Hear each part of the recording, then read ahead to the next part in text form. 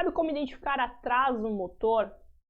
A grande maioria das escalas e testes para desenvolvimento motor avaliam a execução da criança em diferentes habilidades, utilizando critérios da habilidade. Por exemplo, habilidade de saltar com 2 pés. Quais são os critérios dessa habilidade? Então, quadril, joelhos e tornozelo flexionam para iniciar o movimento, os braços se movem para trás, o olhar à frente, depois tornozelo, joelho e quadril se estendem, né, fazendo a tripla extensão, os braços balançam para frente e para cima para auxiliar no ganho de distância do salto e etc.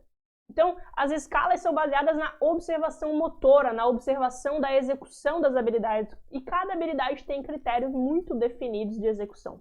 E aí você vai lá e anota 0, 1, depende muito da escala, e no final isso gera um score que diz se a criança está com desenvolvimento esperado, tardio ou precoce para a idade dela. O que é importante você saber sobre isso? A primeira coisa é que a identificação do atraso motor se dá através da observação do movimento. Então você, como professor, precisa treinar isso. Você precisa treinar os seus olhos, você precisa treinar a sua atenção, a sua observação, sabendo quais são os critérios de habilidade. Se você não sabe quais as habilidades uma criança de 5 anos deveria executar com proficiência, ou qual o padrão motor esperado para uma criança de 3 anos, você nunca vai ser capaz de identificar um possível atraso motor. Tem muita gente que faz uma observação muito superficial, né? Aquela criança é um pouco descoordenada, aquela criança é muito ativa, muito coordenada para a idade dela, mas isso é muito vago, é muito subjetivo. A segunda coisa que você precisa lembrar é que se você não sabe como deveria ser, qual é o padrão motor esperado, como deveria ser as habilidades de uma criança de 5 anos, de 3 anos, de 8 anos, você não sabe o que deve ensinar. Percebe? Se você não sabe quais as habilidades e quão refinadas, se você não sabe quais as habilidades e quão refinadas elas deveriam ser em cada grupo etário, qual é o conteúdo da sua aula? Como que você consegue fazer um planejamento de aulas se você não sabe o que era esperado para uma criança saudável e com desenvolvimento regular executar?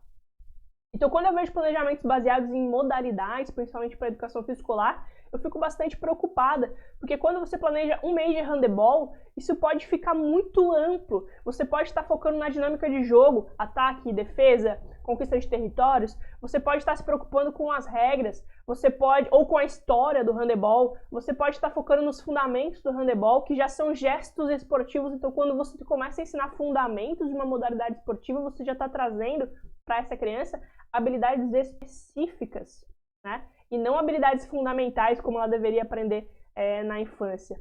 Então você vai olhar dezenas de alunos com dificuldades em executar aquelas habilidades, aqueles fundamentos, e você vai mesmo assim tentar ensinar handebol e isso é completamente sem sentido, tanto de vista do desenvolvimento motor, quanto do ponto de vista de procurar estabelecer um comportamento ativo nesses alunos, porque a gente sabe hoje que a sensação de competência para o movimento, a sensação de competência motora, determina muito o quanto de atividade física essa criança vai fazer ao longo da vida. Então reflita sobre isso. A identificação do atraso motor se dá por meio da observação. Você precisa saber quais são as habilidades e qual é o padrão motor esperado para a execução dessas habilidades em cada grupo etário. Se você treinar o seu olhar para isso e direcionar o seu planejamento com base nisso, eu garanto que você vai ter um programa de exercício muito mais eficaz.